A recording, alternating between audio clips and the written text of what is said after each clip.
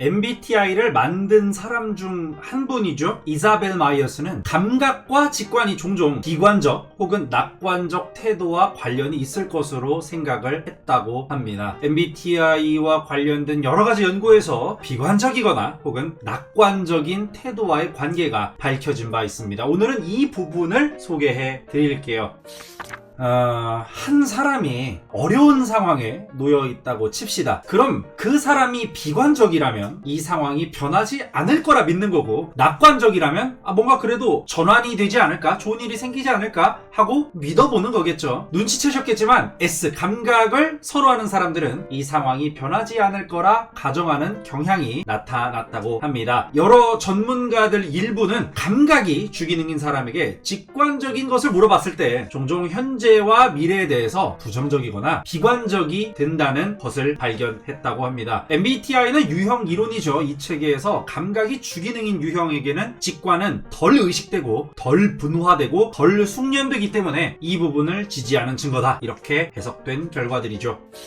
이번에는 외향과 내향 차이가 궁금할 겁니다. 이론으로만 따지면 외향은 외부 세계에 초점을 맞추니까 보다 편안하게 외부 변수나 변화를 받아들이거나 인식하게 되겠죠. 그래서 외부 세계의 다양한 요구에 대처하는 훈련이 자연스럽게 더 많이 됐을 수 있다고 가정할 수 있습니다. 퀸크라는 분은 MBTI 유형의 차이를 낙관주의, 비관주의, 그리고 현실주의, 불안 등과 관련해서 남자 25명, 여자 32명을 표본으로 실험을 진행했는데 열흘 동안 내가 중간중간에 했던 어떤 공상들이나 상상들, 그리고 개인적인 사고방식에 대한 보고를 받았대요. 근데 성별을 가리지 않고 모두 외향 선호들에게서 낙관주의 성향이 더 많이 보였다고 합니다. 아무래도 외부 세계에 관심이 더 많다 보니까 내가 예상하지 못한 변수를 경험하거나 다양한 요구들을 받아왔기 때문에 그럴 수도 있지 않을까 하는 생각을 더 할 수 있기 때문이 아닐까 싶습니다. 그리고 이 중에서 불안한 사람들, 내향, 그리고 직관, 그러니까 IN 유형들에게서 많이 보였다고 합니다. 아무래도 보이지 않는 무형의 어떤 느낌, 어떤 직감을 느꼈을 때 이걸 어떤 팩트에 의거해서 확실하게 검증하려고 당장 액션을 취하기보다는 혼자 곱씹고 생각해보고 그 느낌과 감정에 좀 몰입을 하다 보니까 어떤 개념이나 확실한 검증을 통해 불안을 해소하는 데까지 시간이 더 많이 소요될 수 있기 때문이 아닐까 조심스레 추측해 봅니다.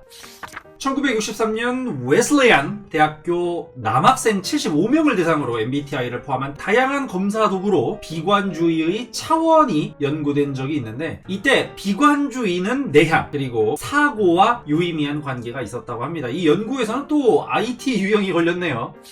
그래서 공통적으로 나타난 것들을 정리해보면 평소에는 모르겠지만 불안하거나 힘든 상황이 왔을 때 N, 직관보다는 S, 감각이 훨씬 비관적이고 부정적일 가능성이 높다. 그리고 E, 외향 선호보다는 I, 내향 선호에게서 비관주의적 요소를 찾을 수 있었다는 겁니다. 다만 이런 연구들은 1960년대에 이루어진 연구입니다. 당시 상황을 고려하면 특히 S 유형들에게서 힘든 상황이 닥쳤을 때 이를 어떻게 타개하면 좋을까에 대한 정보가 상당히 제한된 시절이잖아요. 아날로그 시대니까요. 지금의 경우에는 5살짜리, 6살짜리 친구들도 유튜브, 인터넷 검색해서 충분히 어떤 해결책을 찾아 나가곤 하니까요. 그래서 내향일지라도 혹은 감각선호일지라도 네트워크를 통해서 아주 다양한 정보, 지식, 꿀팁, 노하우, 방법 등을 접할 수 있는 지금 시대라면 충분히 다른 결과가 나타났을 수도 있겠다라는 생각은 듭니다.